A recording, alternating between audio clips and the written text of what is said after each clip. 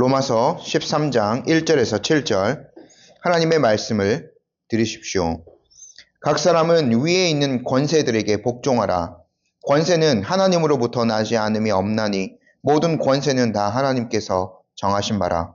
그러므로 권세를 거스르는 자는 하나님의 명을 거스름이니 거스르는 자들은 심판을 자취하리라. 다스리는 자들은 선한 일에 대하여 두려움이 되지 않고 악한 일에 대하여 되나니 내가 권세를 두려워하지 아니하려느냐. 선을 행하라. 그리하면 그에게 칭찬을 받으리라. 그는 하나님의 사역자가 되어 내게 선을 베푸는 자니라. 그러나 내가 악을 행하거든 두려워하라. 그가 공연히 칼을 가지지 아니하였으니 곧 하나님의 사역자가 되어 악을 행하는 자에게 진노하심을 따라 보응하는 자니라. 그러므로 복종하지 아니할 수 없으니 진노 때문에 할 것이 아니라 양심을 따라 할 것이라. 너희가 조세를 바치는 것도 이로 말미암음이라. 그들이 하나님의 일꾼이 되어 바로 이 일에 항상 힘쓰느니라. 모든 자에게 줄 것을 주되 조세를 받을 자에게 조세를 바치고 관세를 받을 자에게 관세를 바치고 두려워할 자를 두려워하며 존경할 자를 존경하라. 아멘. 잠시 기도하겠습니다. 하나님 아버지, 오늘 저희들이 또 주님이 주시는 말씀을 기대합니다.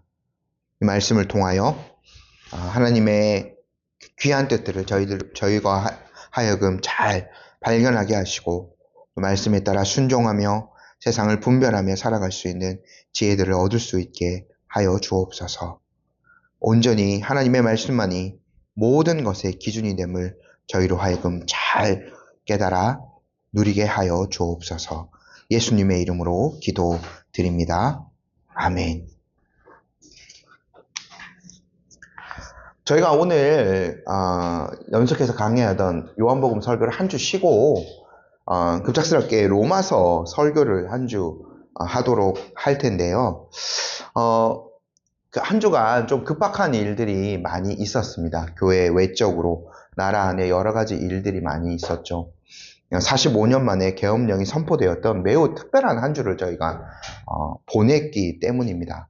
기록을 찾아보니 마지막 계엄이 내려진 때가 79년에 11.6 사태가 있었던 다음에 계엄령이 내려졌고 그리고 약 한 440일 정도 그것이 유지되어서 81년 1월 24일에 해제가 되었다라고 기록이 되어 있었습니다. 저는 잘 모릅니다. 제가 태어나기 전이고 제가 12월생이기 때문에 81년 12월생이기 때문에 제가 어머니 뱃속에 있기도 전에 계엄령은 이제 해제가 되었죠. 마지막 계엄령이요. 저와 같은 세대들, 또 저보다 어린 세대들은 계엄이라는 것에 대해서 전혀 알지 못했던 시대이고, 예전을 기억하는 어떤 우리 윗 선배의 세대들은 또 그때의 공포를 떠올리기도 했었을 겁니다. 제가 오늘 설교를 어떤 정치 이야기를 하려고 하는 것은 아니고, 저희가 이것을 어떻게 분별해야 되는가, 위에 있는 권세의 한계가 어디까지, 하나님께서는 어디까지 그 한계를 정해 주셨을까, 이러한 것들을 우리가 성경을 통해서 살펴보고자 함이거든요. 바울이 이야기합니다. 우리에게는 사실 두 개의 시민권이 있다라고요. 하나는 바울이 얘기했던 대로 하늘에 있는 시민권이죠. 우리의 가장 궁극적인 신분은 그리스도인입니다. 예수 그리스도께서 우리를 구속하여서 친히 하나님의 자녀가 되었고 그의 나라 백성이 되었죠. 천상 교회에, 저희가 보이는 교회에 속하기도 하였지만 천상의 주님의 그 교회에 속한 천상의 시민권자입니다. 또한 우리는 대한민국의 이 국적을 가지고 이 땅에서 지금 이 시대를 살아가는 자들이기도 합니다. 이 두 가지가 완전히 분리되어 있는 것이 아니죠.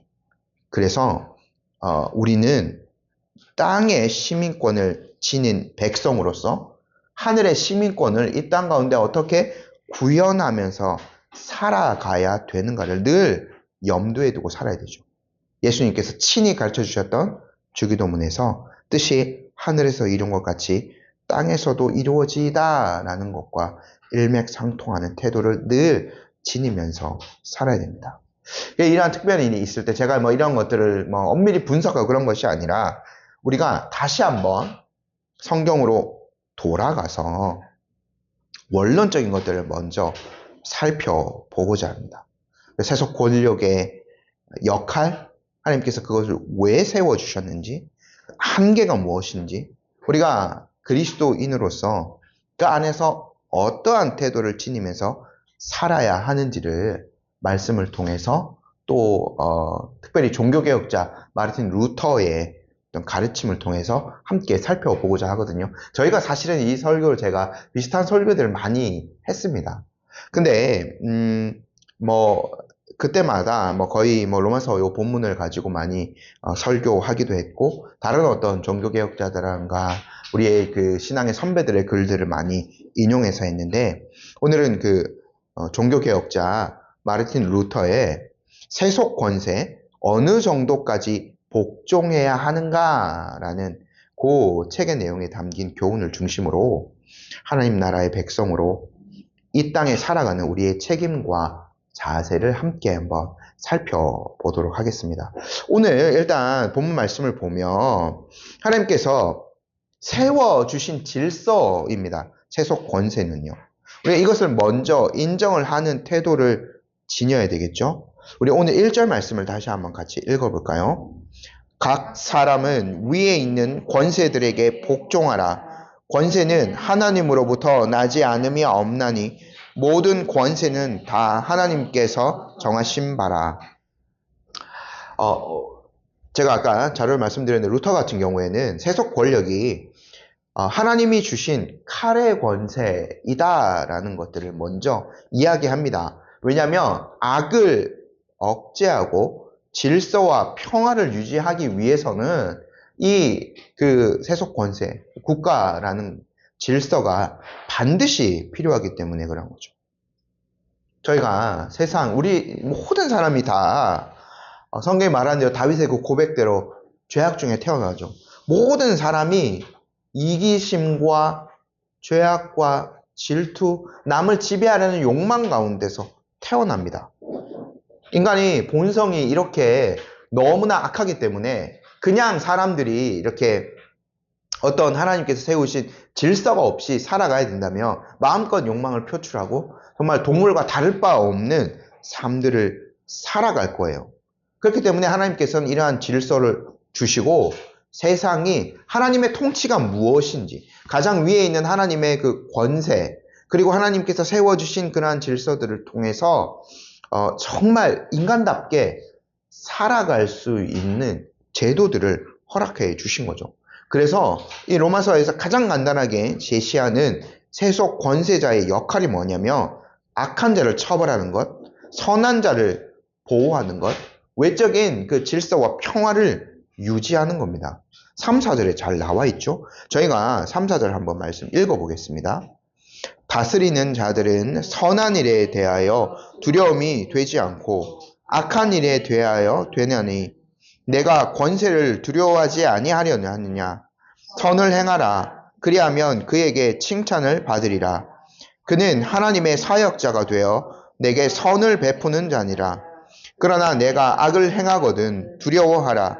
그가 공연히 칼을 가지지 아니하였으니 곧 하나님의 사역자가 되어 악을 행하는 자에게 진노하심을 따라 보응하는 자니라.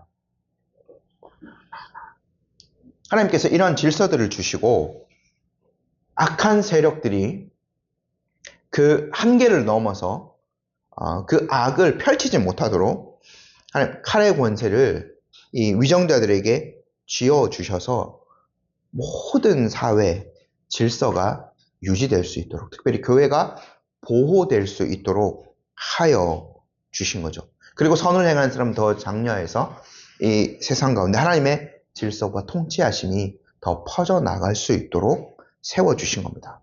루터가요, 이 하나님께서 세워주신 이 세속 권력을 하나님의 교수형 집행인이라고 부르기도 합니다. 이는 세속 권력이 하나님의 진노의 도구로서 악을 처벌하고 약한 자를 보호하고 외적인 평화를 유지한다는 역할을 하는 의미인 거죠. 이것이 하나님께서 세속 권세를 세우신 아주 큰 목적 중에 하나입니다. 우리 사회를 봐도 그렇죠. 한번 생각해 보십시오. 우리가 경찰, 법원 이런 것들이 없다면 사회가 얼마나 혼란에 빠지겠습니까? 그래서 세속 권력은 바로 이러한 역할을 감당하도록 하나님께서 허락하신 도구인 거죠.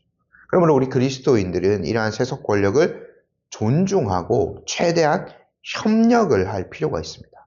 하지만 우리가 반드시 알아야 될 것이 있어요. 하나님께서 여기에 아주 독특한 표현을 여러 차례 쓰십니다. 바울이요. 하나님의 사역자다라는 것들을요.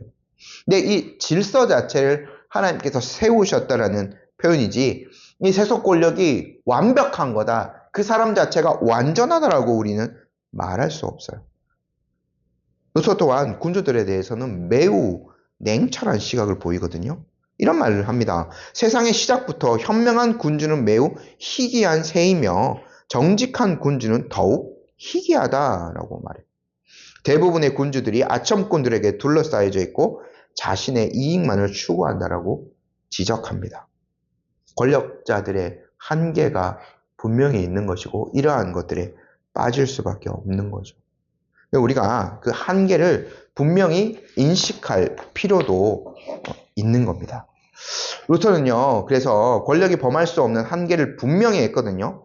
그것은 바로 영혼과 신앙의 영역입니다. 세속 권력은 인간의 외적인 행동과 질서만을 다스릴 수 있을 뿐입니다.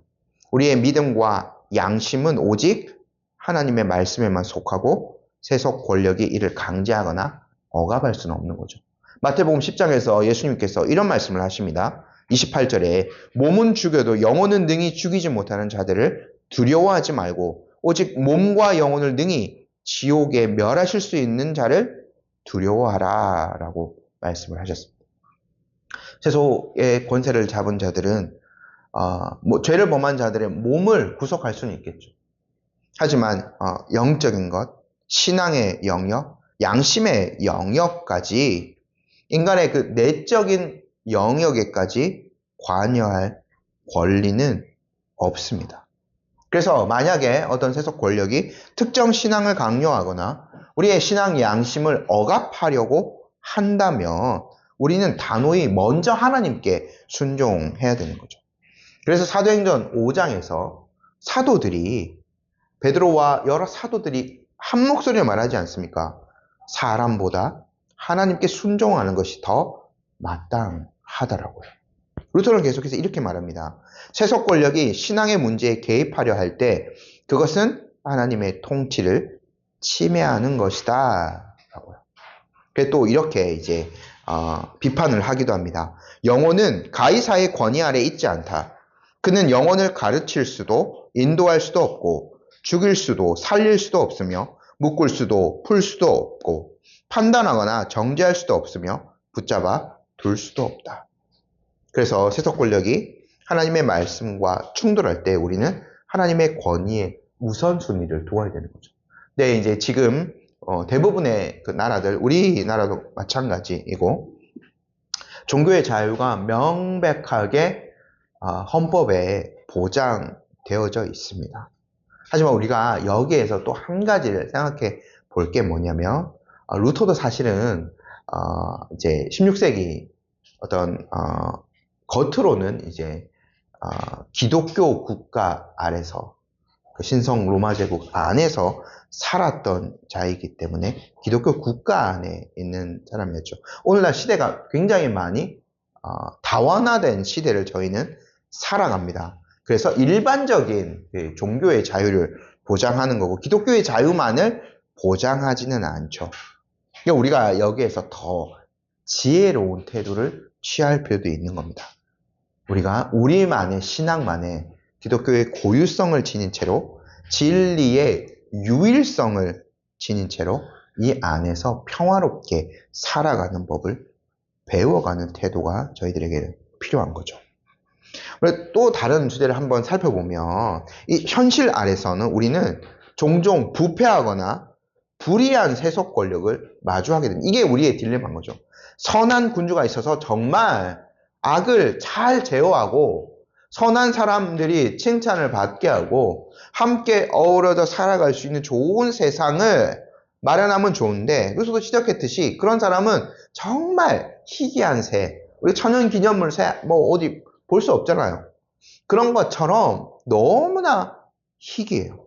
오히려 우리는 부패하거나 불의한 세속 권력을 더 마주하게 되는 거죠. 그 폭정을 행하는 그 사람들도 하나님께서 세우신 자들인가? 거기에서 우리는 어떻게 살아야 돼? 이것이 우리의 딜레마인 겁니다. 루터가 세 가지 원리를 제시합니다. 첫 번째는 인내하면서 하나님의 정의를 신뢰하라라고 이야기합니다. 그리스도인의 기본 자세는 인내와 온유임을 강조해요. 개인적으로는 그러한 악을 참아내고 복수하지 않고 모든 것을 하나님께 맡기는 태도를 지니라고 말합니다. 우리는 하나님의 심판과 섭리를 신뢰하며 폭정조차도 하나님의 큰 계획 안에서 이루어질 것임을 믿어야 한다고 제시해요. 두 번째, 그러나 폭정이 하나님의 말씀을 대적하거나 이웃에게 직접적인 해를 끼칠 경우에는 그 불의에 맞서야 한다라고 이야기도 합니다.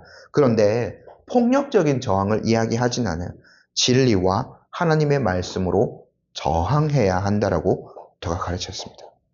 우리의 저항은 개인적인 복수가 아니에요. 오늘날 어떤 이념의 대립, 아직까지 우리나라에서 너무나 강하고 너무나 그 정치적인 것들로 이렇게 사람들이 나뉘어져 있죠. 근데 그것은 뭐 한쪽 편이 완전히 죽여야 끝내는 그런 것이 아니라 개인적인 복수의 차원으로 무엇인가를 행하는 것이 아니라 공동체적이고 공적인 절차를 통하여서 폭압에 맞서야 합니다. 이것이 하나님의 공의를 드러내는 사랑의 행위인 거죠. 루터가 세 번째로 사랑의 원칙을 적극적으로 제시합니다. 폭정이 이웃에게 해를 끼친다면 그들을 돕기 위해서 나서야 한다라고 이야기합니다. 가장 우리 이 종교의 본질, 그것은 이웃 사랑이다라고 강조합니다. 우리의 행동이 우리의 믿음을 증명하고 하나님의 사랑을 세상에 전할 수 있는 도구가 되어야 되는 거죠. 우리가 십계명을 날마다 그 예배 때마다 함께 교독하고 마지막에 이제 마태복음 말씀을 함께 읽는데, 하나님을 사랑한다는 것은 이웃을 사랑하는 태도로 나타내기 때문에 오히려 이러한 어떤 세상이 더 복잡하고 폭정이 있는 이때일수록 하나님의 그 사랑을 더욱더 실현하며 살아가야 되는 거죠. 또한 서두에 말씀드렸던 대로 두 왕국의 시민으로서 우리는 지혜롭게 잘 살아가야 될 필요가 있습니다. 루터가 이걸 아주 굉장히 잘 제시하는데요. 우리 한편으로는 세속 권력에 속한 땅의 시민으로 살아가고 동시에 하나님의 백성으로서 하나님 나라에 속한 사람으로 세상을 살아갑니다. 그래서 이 역할들을 잘 구분해야 돼요. 세속 권세는 질서와 평화를 유지하고 악을 억제하는 것이라고 말씀을 드렸습니다. 이것은 외적인 영역에서만 작동하고 하나님의 영적인 통치는 결코 대신할 수 없어요. 하나님 나라의 역할은 사랑과 복음으로 세상을 다스리는 거죠. 그리고 세상을 칼의 힘이 아니라 양심과 신앙을 통해서 변화시킵니다. 이 두 왕국은 서로의 영역을 침해하지 않으면서도 조화를 이루어 하나님의 뜻을 함께 이루어 갑니다. 세속 권력은 불완전해요. 하지만 그것도 하나님께서 도구로 사용하신다는, 오늘 말씀 제가 거듭 말씀드리지만 하나님의 사역자로 세움받은 자들인 거예요. 그래서 이 사람들도 궁극적으로는 하나님의 통치 아래 있는 거죠. 그렇기 때문에 결국에는 이 세속 권력도 언젠가는 하나님의 심판대 앞에서 심판을 받아야만 합니다. 그래서 권력을 잡은 자들은 자신이 가진 권력이 국민이 일임해서 최고의 이 땅의 통치자로 세워줬다 하더라도 겸손하게 자신의 한계를 인정해야 되고 자기보다 더 높으신 분이 위에 계시다는 것들을 깨닫고 하나님의 뜻에 맞게 세상을 다스려 가야 되는 거죠. 이러한 원칙들이 있는데 우리가 이 세상에서 지혜롭게 살아가야 합니다. 우리의 삶은 이 땅에서 살아가는 그 땅의 시민으로서 삶이 끝이 아니죠. 하나님의 나라의 백성이고 이 땅에서는 진정으로 빛과 소금의 역할을 감당하는 자들로 부름받았습니다. 아까도 말씀드렸지만 루터가 여기에서 가장 큰 원칙을 강조해요. 그리스도인은 사랑의 법을 따라 살아야 한다는 거죠. 엄격한 법적인 정의보다 사랑이 우선이 되어야 되고 이는 재판에서나 처벌에서도 마찬가지라고 제시합니다. 어떤 공의 없는 사랑이 아니라 그 사랑의 원칙이 그 바탕이 되어야 된다는 거죠. 그래서 루터가 이런 말을 합니다. 당신이 사랑에 따라 판단할 때 당신은 어떤 법률로서 쉽게 법률 없이도 쉽게 문제를 결정하고 조정할 수 있을 것이다 라고 이야기합니다. 많은 사람들은 이기심을 따라 자기 욕심을 따라 생활하지만 우리는 늘 이러한 태도를 지니고 있어야 돼요. 그리스도인들은 온유와 관대함을 늘 지니고 있어야 되죠. 왜냐하면 우리가 그렇게 용납받은 자들이기 때문에. 우리는 수많은 하나님 앞에서 하나님의 법정 앞에 섰을 때 낱낱이 하나님께서 그것들을 펼쳐서 우리를 고발하신다면 우리는 그 앞에서 고개도 들지 못할 죄인들입니다. 하지만 우리는 하나님께 그리스도를 믿는 믿음 때문에 그리스도의 의를 통하여서 그 모든 것들을 용서받고 빚을 탕감받은 자들이 아닙니까? 그래서 우리가 이렇게 용납받은 자라는 것을 깨닫고 온유와 관대한 태도를 늘 지니면서 살아가야 되는 거죠. 이렇게 살아가는 건 정말 쉽지 않을 겁니다. 하지만 하나님께서 마지막 날에 갚아주실 것들을 기대하는 마음으로 인내해야 되는 거죠. 이것이 사회 전체의 평안과 질서 유지를 위해서 반드시 필요한 삶의 태도입니다. 요약하자면 요 세 가지 태도가 필요해요. 첫 번째, 세속 권력을 존중하며 질서와 평화를 위해서 협력하는 태도를 지녀야 합니다. 그리스도인들은. 두 번째, 그러나 신앙과 양심의 자유를 침해받을 때 담대히 더욱 하나님의 말씀에 순종하는 것이 필요합니다. 세 번째, 우리가 어떤 폭정 아래에서도 인내와 사랑으로 더욱 이웃을 섬기며 하나님의 공의를 드러내야 한다는 것이죠. 이러한 것들, 우리가 좀 원론적인 것들로 지닌 채로 세상을 살아가야 합니다. 마지막으로 제가 이번에 있었던 일에 대해서 저의 작은 의력을 드리고자 합니다. 이런 말씀 좀 드리기가 좀 쉽지는 않은데 고민, 또 성경의 이 말씀, 사건의 객관적인 해석을 통해서 좀 짚고 넘어가야 될 문제는 반드시 있기 때문에 좀 말씀을 드리려고 합니다. 우리는 하나님께서 이렇게 권세자를 세워주신 것, 이 통치의 질서를 세워주셨다라고 믿는 자들입니다. 어떤 특정한 사람, 윤석열 대통령이라는 사람 자체가 하나님께서 세우셨다. 그 하나님의 뜻이다라고 결코 판단 내릴 수 없는 것. 큰 틀에서 이 나라의 제도들, 대한민국의 헌법을 제정하시고 사회 전반의 시스템이 사실은 우리가 면밀히 분석해보면 다 이 로마서 원리와 동일합니다. 법은 그렇게 다 제정되어져 있는 거예요. 다 그것들을 지향해야 되고요. 그래서 하나님께서 섭리 중에 모든 제도들을 세워줬음을 믿는 거죠. 절대적인 어떠한 한 권력, 한 사람, 그 사람이 하나님의 뜻이다. 그 사람이 무엇이다라고 결코 이야기할 수 없어요. 만약 그랬다면 절대적인 그 사람이 하나님의 뜻이다라고 한다면 로마 시대에 살았던 그리스도인들 그대로 황제를 섬기면 됩니다. 네로에게 그냥 복종하면서 살아도 돼요. 하지만 그것은 결코 하나님의 뜻이 아닌 거죠. 그래서 우리가 이 땅을 이 다원화된 이 시대를 살아가면서도 우리는 조심해야 될 필요가 있는 거예요. 어떤 특정 정당이라든가 특정 인물이 절대적인 하나님의 뜻이다라고 우리는 결코 생각할 수 없어요. 우리의 양심을 따라, 신앙 양심을 따라서 판단할 뿐이지. 더 하나님의 뜻에 맞는 통치를 펼칠 사람이다라고 판단 내릴 뿐이지, 하나님의 뜻은 저 사람이라고 결코, 저 정당이라고 결코 이야기할 수는 없는 거죠. 성경에서 제시한 이 원칙들, 이거에 따라서 우리는 위정자들을 바라보아야 됩니다. 1차적으로는 하나님께 주신 말씀에 따라서 순종하고 법의 통치 질서에 복종하는 태도를 취하는 것이 맞지만, 우리는 또한 사회적인 어떤 원칙, 법리에 따라서 또한 지도자들을 판단할 필요가 있겠습니다.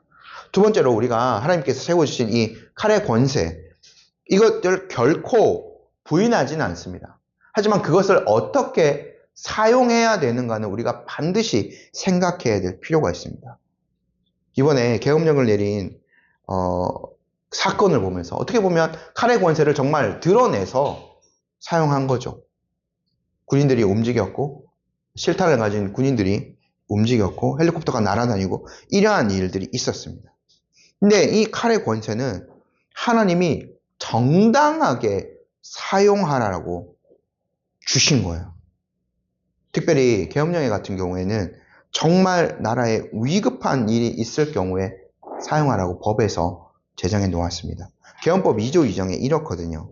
비상계엄은 대통령이 전시, 사변 또는 이에 준하는 국가 비상사태 시 적과 교전 상태에 있거나 사회 질서가 극도로 교란되어 행정 및 사법의 기능이 수행이 현저히 곤란한 경우에 군사상 필요에 따르거나 공공의 안녕 질서를 유지하기 위해 선포한다. 이번 계엄은 이런 이유가 아니었죠. 오히려 공공의 질서를 파괴하는 행위라고 볼 수 있습니다. 나중에 대통령이 뭐라고 이야기했냐면, 야당 독재의 심각성을 알리기 위해서 계엄을 선포했다라고 이야기했습니다. 개인의 권력의 유지, 정적의 제거를 위해서 칼의 권세를 한번 진짜 뽑은 거죠. 국민의 권익을 위한 목적이 결코 아닙니다.